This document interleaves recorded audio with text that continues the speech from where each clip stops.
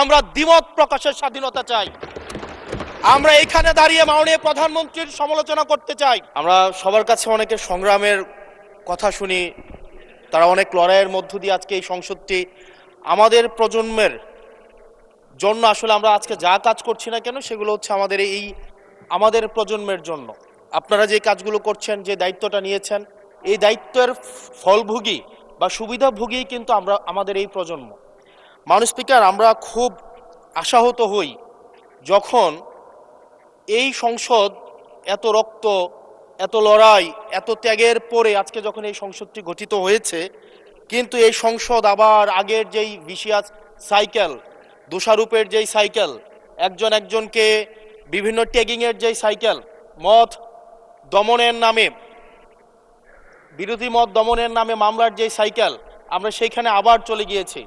ক্যাম্পাসগুলো আবার আনরেস্টের দিকে যাচ্ছে, অস্থিতিশীল পরিবেশ সৃষ্টি হচ্ছে, বিরোধী দল মত দমনের জন্য মামলা করা হচ্ছে, প্রতিমন্ত্রীকে ফেসবুকে লেখার কারণে বাসা থেকে তুলে নিয়ে আসা হচ্ছে, হুইপকে সমালোচনা করলে বাসা থেকে তুলে নিয়ে আসা হচ্ছে।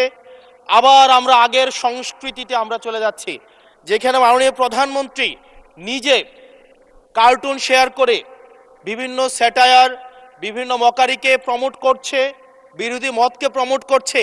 সেইখানে এই সংসদ গঠিত হওয়ার পর থেকে আজকে পর্যন্ত 9টা ঘটনা ঘটেছে যেখানে মত প্রকাশের জন্য আজকে বাসা থেকে তুলে নিয়ে আসা হয়েছে। মাননীয় স্পিকার, আমরা মত প্রকাশের স্বাধীনতা চাই।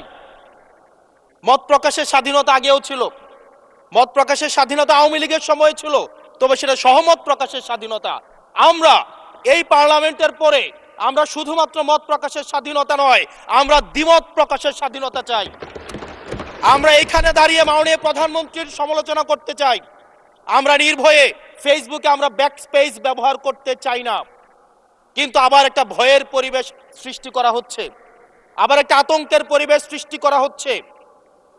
আমরা দেখলাম সিলেক্টিভ এক ধরনের বিরোধিতার পরিবেশ তৈরি করা হচ্ছে। আমাদের সমাজের যারা গ্রহণযোগ্য এক ধরনের পলিটিক্যালি এলিট শ্রেণীর নারীদেরকে নিয়ে যখন সমালোচনা করা হয়, তখন সেটাকে নারীদের বিরুদ্ধে এটাকে বিবেচনা করা হয়।